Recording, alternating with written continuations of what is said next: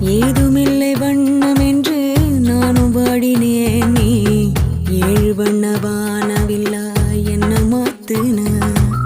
தாயுமில்லை என்று உள்ளம் நேற்று ஏங்கினேன். நீ தேடி வந்து நெய்த அன்பால் நின்று தாக்கின.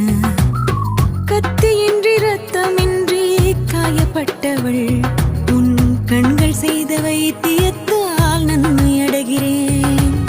மிச்சமின்றி மீதமின்றி சேதப்பட்டவள் உன் நிழல் கொடுத்த தைரியத்தால் உண்மை அறிகிறேன்.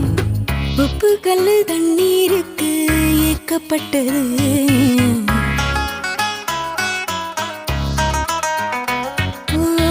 ஒத்த சொல்லு புத்திக்குள்ள மாட்டிக்கிட்டது.